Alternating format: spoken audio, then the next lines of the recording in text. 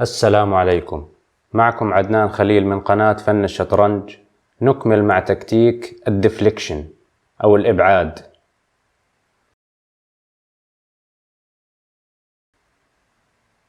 تكتيك الديفليكشن يتم بإبعاد أو إزالة القطعة المدافعة، والتي يترافق إبعادها سواء عن قطعة أو عن مربع بإنشاء هجوم قوي يؤدي إلى مكسب. لتوضيح تكتيك الديفليكشن لدينا هذا الشكل. هنا لاحظ الأبيض أنه إذا أخذ الجندي بالفيل الأبيض على الدي 5 فسوف يعطي تشيك للملك وبنفس الوقت فورك للقلعة، ولكن هذا الجندي محمي بالحصان، لذلك قام اللاعب الأبيض بأخذ الحصان الأسود نايت تيك البي 4، فقام اللاعب الأسود باسترداد الحصان بالجندي. قام اللاعب الأبيض بأخذ الجندي على الدي 5 معطيا كش وبنفس الوقت مهاجما القلعة. هنا تحرك الملك الأسود، أخذ اللاعب الأبيض القلعة، وبذلك قام اللاعب الأبيض بإزالة الحصان المدافع عن الجندي في الدي 5. بعد ذلك أعطى كش بفورك للملك مع القلعة، وهذا هو مبدأ الديفليكشن، إزالة القطعة المدافعة سواء عن مربع أو عن قطعة. نأتي إلى الأمثلة. نلاحظ هنا اللاعب الأبيض طالب الحصان بالقلعة، لذلك فكر اللاعب الأسود في حال أنه حرك الحصان سوف يخسر الجندي على البي 6، لذلك قام اللاعب الأسود بتحريك الحصان على السي 5، منه يحمي الحصان ومنه لا يفقد أيضا الجندي على البي 6. حاول أن تجد ما هي أفضل حركة للاعب الأبيض. أفضل حركة طبعا للاعب الأبيض هي الجندي للدي 4.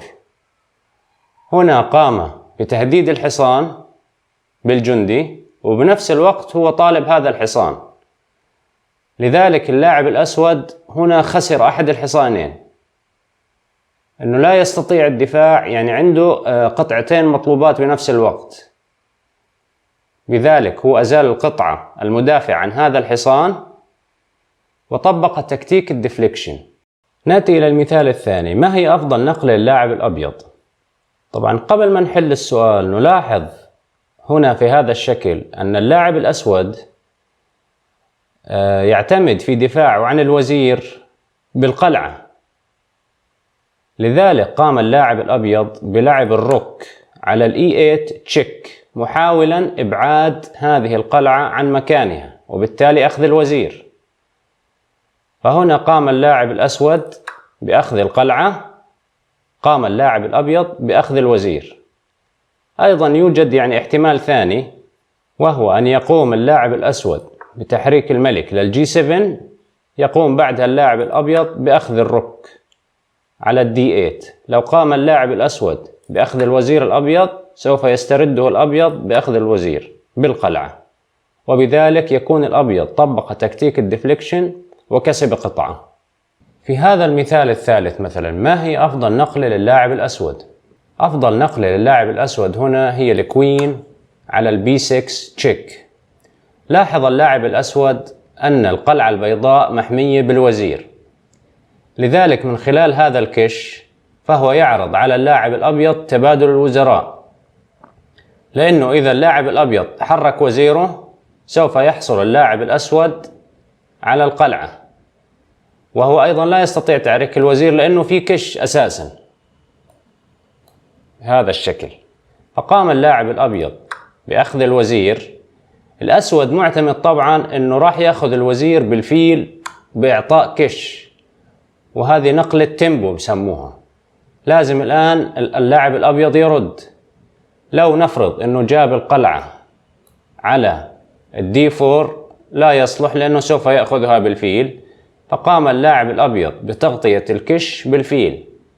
قام اللاعب الأسود أيضا بأخذ الفيل على الإف 2 بكش.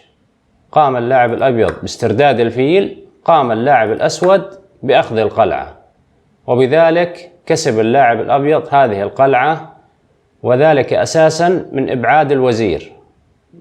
المثال الرابع. ما هي أفضل نقلة للاعب الأبيض؟ طبعا قبل ما نحل السؤال لاحظ انه اللاعب الابيض لاحظ انه الوزير يدافع على قطعتين، لذلك هذه القطعة تسمى overloaded او متعددة المهام. فقام اللاعب الابيض باخذ الفيل على الاي 6. طبعا مضطر اللاعب الاسود انه ياخذ بالوزير لانه لا يستطيع الاخذ بالحصان والا سوف يخسر وزيره. لذلك اخذ اللاعب الاسود الفيل بالوزير، قام اللاعب الابيض باخذ الحصان. لذلك دائما انتبه، يعني اذا في قطعة متعددة المهام حاول انك تستغل هذا الموضوع. يعني هذا الوزير كان متعدد المهام، ومجرد أخذ اللاعب الأبيض للفيل الأسود هو مضطر أن يسترد الفيل، وبذلك ترك الحماية على الحصان، واستغل اللاعب الأبيض هذا الوضع وأخذ الحصان. لدينا هذا المثال: ما هي أفضل نقلة للاعب الأسود؟ طبعا قبل ما نحل لاحظ اللاعب الأسود إنه هذه القلعة تدافع عن الفيل وبنفس الوقت تدافع عن هذه القلعة في السي 3، لذلك هذه القلعة اوفرلودد. قام اللاعب الأسود باستغلال هذا الوضع وأخذ البيشوب على الدي 1 معطيا كش للملك. طبعا اللاعب الأبيض مضطر أن يأخذ القلعة، أخذ اللاعب الأبيض القلعة السوداء، قام اللاعب الأسود بأخذ القلعة على السي 3. نلاحظ في هذا المثال مثلا ما هي أفضل نقلة للاعب الأبيض؟ أفضل نقلة للاعب الأبيض هي البيشوب إكس الإي 5، أي أخذ الحصان على الإي 5، وليس الحصان يأخذ الحصان، وسوف نوضح لماذا. قام اللاعب باسترداد الفيل وأخذه على الإي 5. طبعا اللاعب الأبيض عارف مسبقا أنه راح يوصل لهذه الوضعية، لذلك هو مجهز نقلة اللي هي الجندي للبي 4 طالبا هذه القلعة. لذلك هذه القلعة لكي تدافع عن هذا الفيل ليس لديها الآن أي مربع، كان متوفر هذا المربع قام بتهديده بواسطة حركة الجندي، ولا تستطيع القدوم للدي 5، فقام بإبعاد القلعة وأخذ اللاعب الأبيض الفيل بالحصان. لو رجعنا إلى الخلف قليلا، ماذا لو أخذ اللاعب الأبيض الحصان الأسود بالحصان الأبيض بهذا الشكل؟ سوف يقوم اللاعب الأسود باسترداد الحصان وأخذه بالفيل. هنا لو قام اللاعب الأبيض بتحريك الجندي إلى البي 4 مهددا القلعة، سوف يقوم اللاعب بحركة بينية in between move، وهي بأخذ الفيل بكش، مضطرا اللاعب الأبيض إلى الرد. ولنفرض أنه سوف يأخذ الفيل الأسود بالملك، هنا يستطيع تهريب القلعة، لذلك اللاعب الأبيض لم يستفيد، ومن هنا كان الأخذ بالفيل هو الأصح، والأخذ بالحصان يعتبر خطأ. وصلنا هنا إلى المثال الأخير: ما هي أفضل نقلة للاعب الأبيض؟ طبعا لاحظ اللاعب الأبيض أن هذا الحصان يحميه هذا الفيل، فقام طبعا بالتفكير بطريقة عكسية. يعني ماذا لو أنا استطعت أن أخذ هذا الفيل؟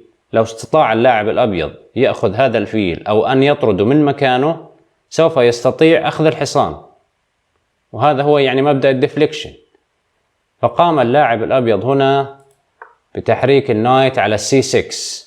النايت على السي 6 طبعا لها هدفين: الأول أنه أنا طالب الفيل، وأيضا بنفس الوقت طالب الروك.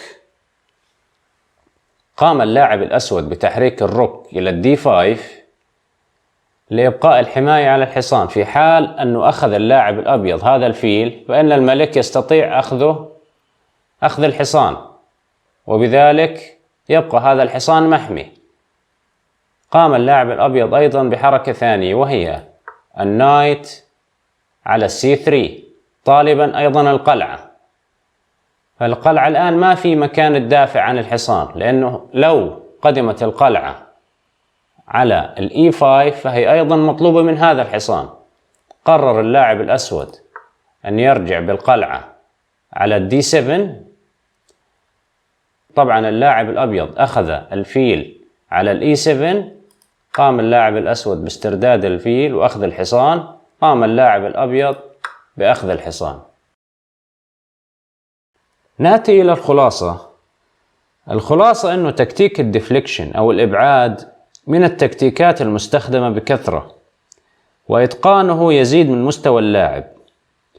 طبعا يجب الانتباه كلاعب مهاجم لوجود قطع تقوم بأكثر من مهمة اللي هي الأوفرلودد، ومحاولة إزالتها وتحقيق الهدف المطلوب. شفنا إحنا إنه كيف ممكن أنت بإبعادك قطعة عن مربع أو عن قطعة مدافع عنها تستطيع أخذ قطعة ثانية أو تحقيق هدف. أما كلاعب مدافع حاول دائما قدر الإمكان أن تكون قطعك محمية بجنود، يعني ممكن تكون صعبة إنما حاول قدر الإمكان، فهي الأفضل في الدفاع. وحاول أيضا أن تكون حذر بإعطاء أكثر من مهمة للقطعة الواحدة لكي لا تكون عرضة لهذا التكتيك.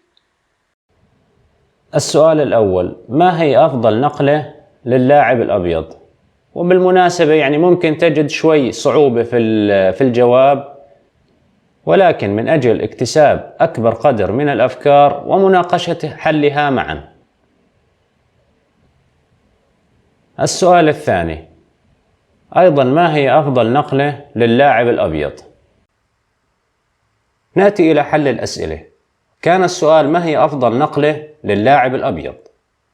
طبعا أفضل نقلة للاعب الأبيض في هذا الشكل هي الروك تيك الروك الأسود على الإي 2، بحيث أن الوزير هنا مضطر إلى أخذ القلعة، فقام اللاعب الأبيض بلعب الروك على الإي 1 مهاجما الوزير ومن خلفه القلعة بهذا الشكل. فسوف يضطر الوزير لأخذ الفيل لأنه لا يستطيع أخذ القلعة هذه لأنها محمية بالفيل والوزير، وبذلك يأخذ اللاعب الأبيض القلعة السوداء ويحصل على الفرق. اللاعب الأسود لديه حصان وزير مقابل قلعة للأبيض ووزير، ولكن باللعبة الحقيقية قام اللاعب الأبيض بأخذ الحصان، لعب الأسود الوزير على الدي 4 تشيك، لعب اللاعب الأبيض الكينج على الاتش 1، قام اللاعب الأسود بأخذ الجندي على الدي 5 بكش، قام اللاعب الأبيض بتحريك الملك، ثم قام اللاعب الأسود بأخذ الفيل. لذلك تجد في بعض الأحيان حتى اللاعبين ذو المستويات المرتفعة أو الجراند ماسترز يغيب أحيانا عنهم التكتيك بالرغم من ارتفاع مستواهم. نأتي لحل السؤال الثاني بتكتيك السكيور. كان السؤال: ما هي أفضل نقلة للاعب الأبيض؟ طبعا أفضل نقلة للاعب الأبيض هي الروك تيك البيشوب على الجي 6. لماذا؟ لأنه لو أخذ اللاعب الأسود القلعة بالجندي، هنا سوف يلعب اللاعب الأبيض الروك تيك الإي 4، وبذلك هو يهاجم الوزير ومن خلفه القلعة، وبما أنه هذه القلعة محمية بالفيل والوزير فهو لا يستطيع أخذها بالوزير ومن ثم بالقلعة. فلو افترضنا لكي يبقي على أمان الوزير الخاص به سوف يبعد الوزير، يقوم هنا اللاعب الأبيض بأخذ القلعة السوداء، وبذلك هو أخذ الفيل الأسود وقلعة سوداء مقابل القلعة البيضاء في البداية.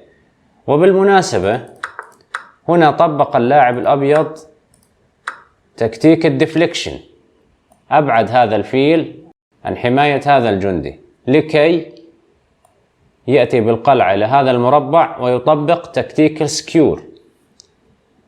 لذلك إن شاء الله مع الوقت راح تجد أن التكتيكات مترابطة ببعضها البعض، وكلما كانت معرفتك بالتكتيك أو بأنواع التكتيك جيدة استطعت تطبيق أكبر عدد ممكن منها. شكرا أعزائي المتابعين، وإلى لقائنا في الفيديو القادم ودمتم بخير.